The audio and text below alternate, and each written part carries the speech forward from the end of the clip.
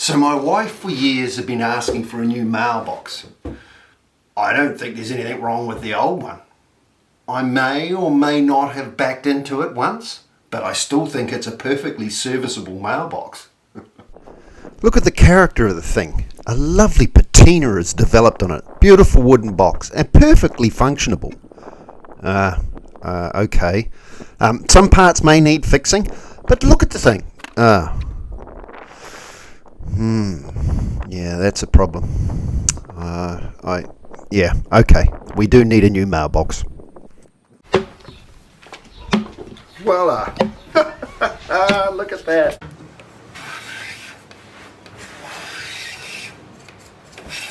Happy New Year, everyone. Welcome to 2025, and this is my first project of the year, or my summer holiday project.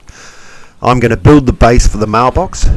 Here are some 2.4 metre lengths of 200 by 100 Redwood sleepers, rough sawn. So of course the first job we're going to do is tidy up the sides. So I put these through the thicknesses to clean them up. It was a good old workout in the summer sunshine, but we got the two sides cleaned up eventually.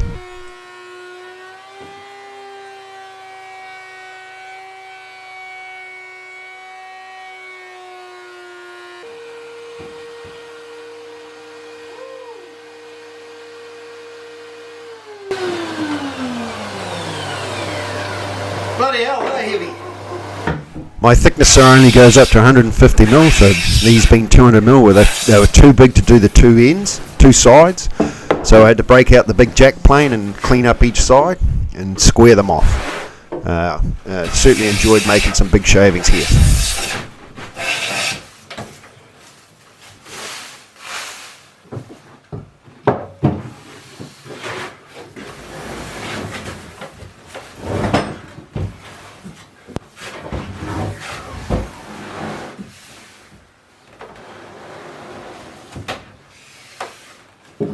It took a little bit of work to get them down nice and smooth and clean. You can see it working across the cut marks here, but with a bit of patience, bit of time, didn't really take that long.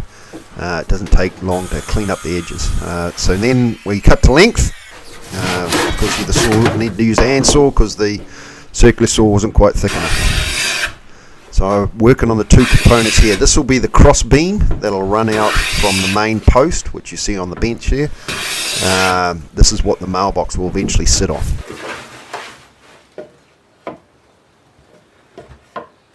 My plan is to make a pegged mortise and tenon joint to join these two pieces together.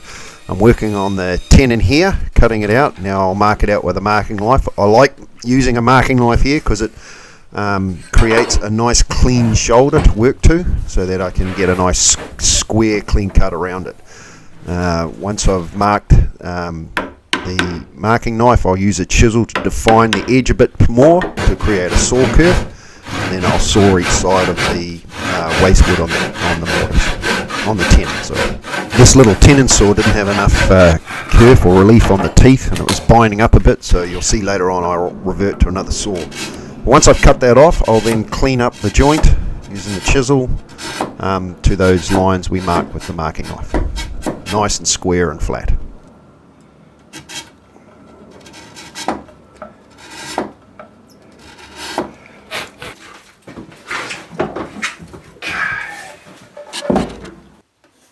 Now we've got the tenon, we'll now put the mortise through the main post. Same thing here, defining the edges with marking gauges and marking knives, just so I've got a nice defined edge, so that we can make a nice clean edge when I cut this out. One of the things I like about my little Bosch drill press is you can actually take it to the work. So in a big piece like this where I want to hog out a lot of wood, I can actually take it to the wood instead of trying to carry that whole plank over to the drill press. This will take out most of the waste, and then from there I can clean up the edges with chisels.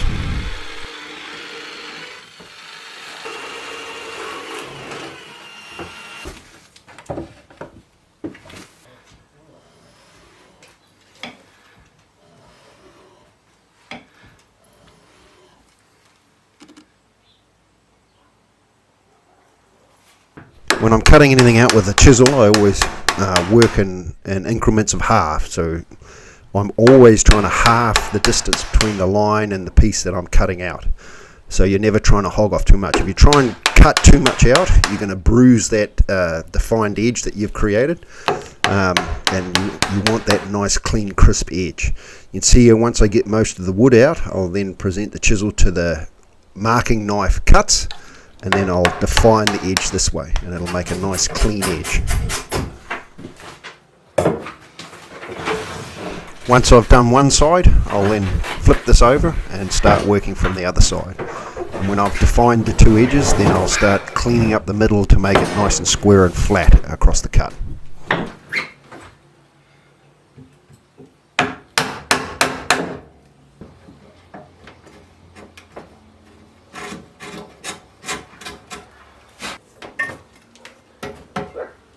Alright, that looks good. We have a nice square hole. Right, now to fit the crossbeam. What's our fit look like? That's pretty good width-wise. Just a little bit thick, eh? I'll always try and leave the tenon a little bit tight, and then I'll gradually work to the fit. I'll either plane off the outside edge, as you can see me here, till that sort of starts to fit, and then I'll start working the rest of the edges down till we get a real nice tight clean fit. Close. A little bit more. It's a bit of back and forth, this process, but I find it gives consistent results. As you slowly creep up on the fit, you can see here the bottom's fitting now, and then I'll start working further up on the joint so that it's a clean fit through the joint.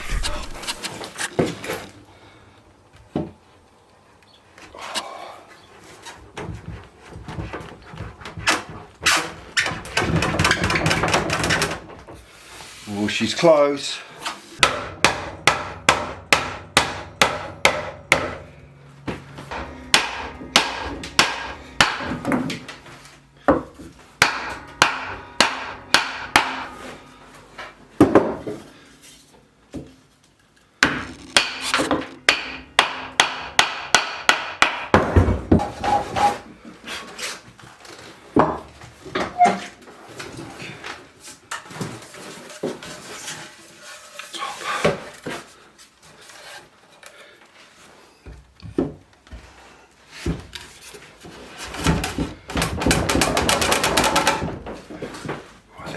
Close.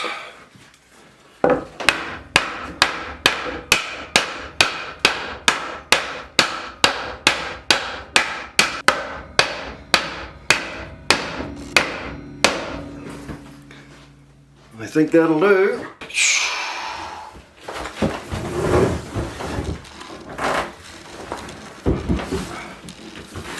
Yep, I don't think you can complain about that. That's not a bad fit, is it?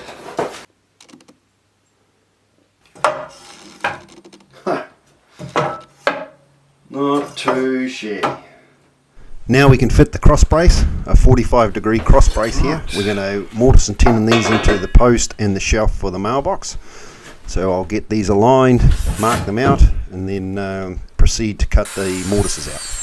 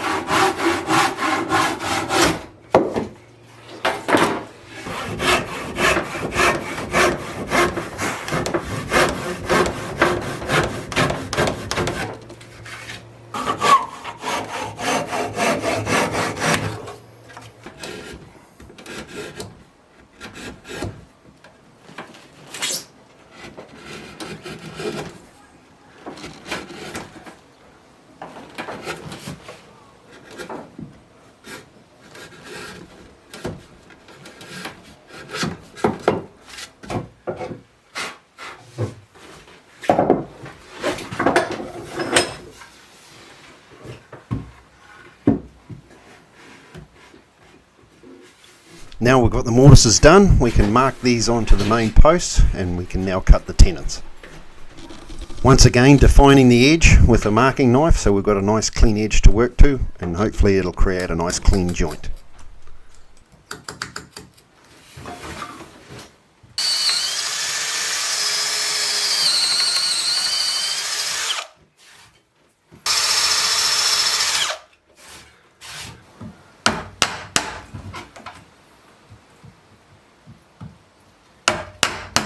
This is a good example of why the marking knife is good to mark your joints out. You can see I can place the chisel into that line and then slice down, making nice clean edges.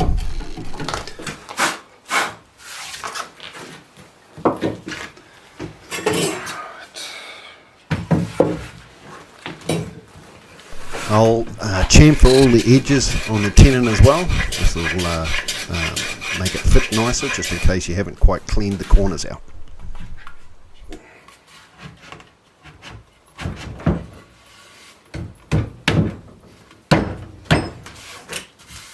Cool. I want to put a decorative arc in the crossbeam as well, so I'll just create that arc with the steel ruler with a couple of blocks clamped on the ends. This is the easiest and simplest way of doing it.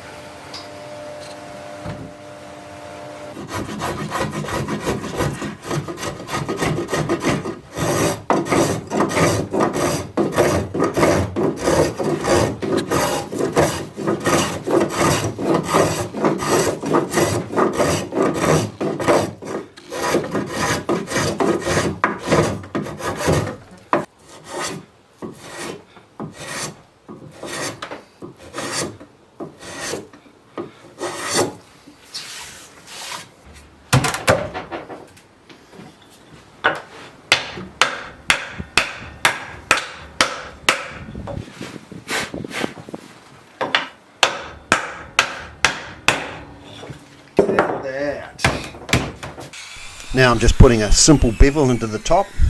I think this is quite effective. Don't need anything flash, just a nice clean bevel to finish the top off. Now we need to put the number into the post. I hand drew the 72 onto the post. It's a bit stylized. Now I'm just marking the center of where I'm going to carve it out. These will be my guidelines. You can see here I'll initially cut those guidelines first and then bevel to the bottom of those guidelines, and that's how I define that's how I do my letter carving. It's nothing overly complicated, and then I'll carve the main pieces and then gradually work the highlights and the points together to create nice crisp edges.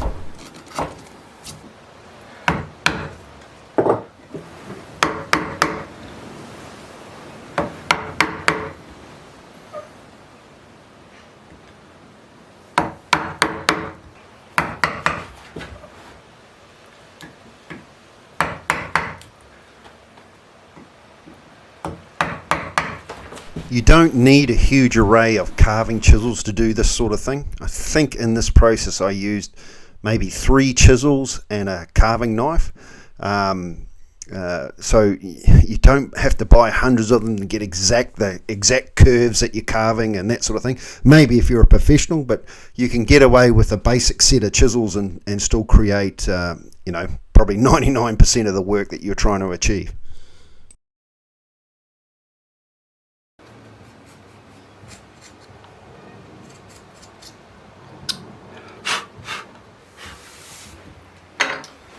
Done. I'm just putting some bevels onto the crossbeam that's going to hold the mailbox, some decorative bevels just to clean up the ends of these as well.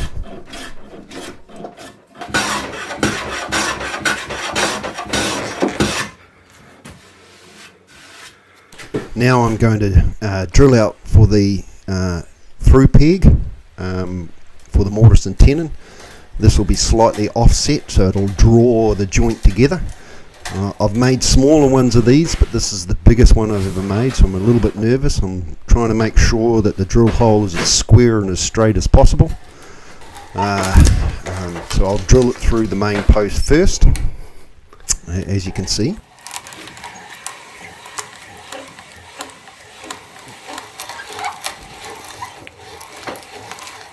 I'll drill through till it just comes through, and then I'll flip it around on the other side here and then drill from the other side. This will create a nice clean hole.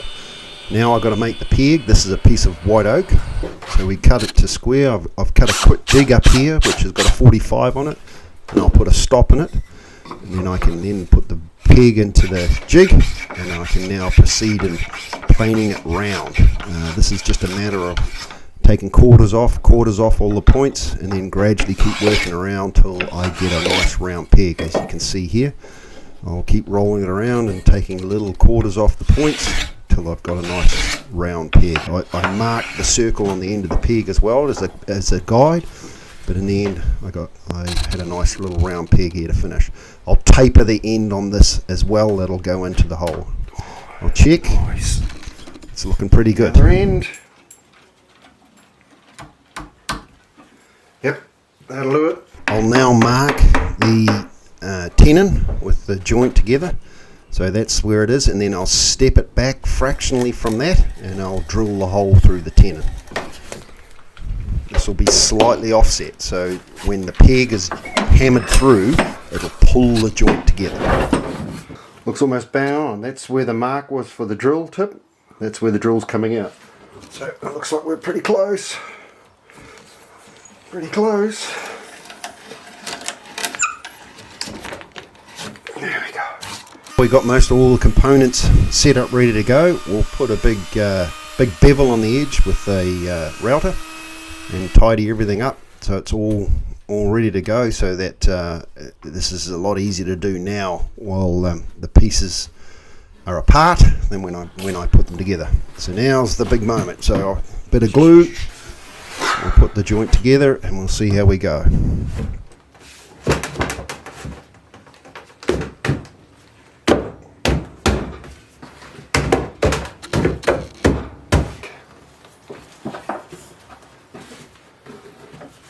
This is the nerve-wracking bit. You want it tight so it pulls the joint together nice and snugly, but you don't want it too tight that you smash the peg up while trying to drive it through. It was pretty tight, but it made it through, so I was quite pleased. Yeah. Boy, that's tight. Put a couple of big lag screws through as well into the cross beam, just to, just to make sure it's a good strong joint. I don't think I really needed to, but I couldn't help myself. I just love putting big screws in.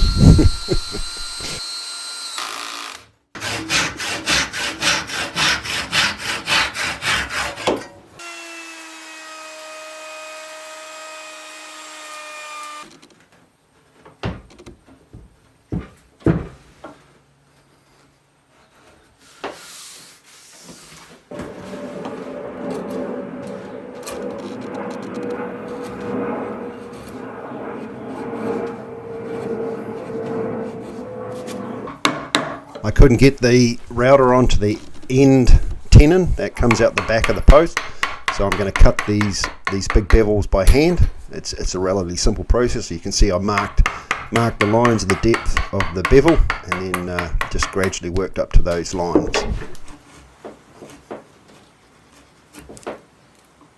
A lot of this finishing work is not hugely necessary. You could have just sanded the edges off and finished it there, but I think this is like, seasoning a meal. So this is the salt and pepper of woodworking, where these little finishes and finishing touches you add to things just shift them to a higher level and just make them a little bit cooler. This timber that I'm using is Redwood, which is pretty rot resistant, but the section of the post that's going in the ground I'm going to soak in Metalex. You can see I've put the end of the post into the bucket.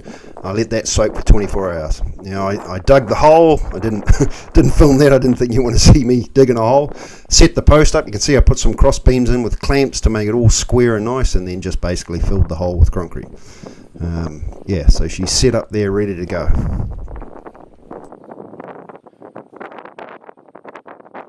So once that was set in the ground, a couple of coats of stain and the job's done. We have now the base for the mailbox to go onto.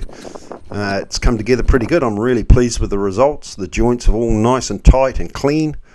The all-round look of it looks really, really good. It's come out quite nice.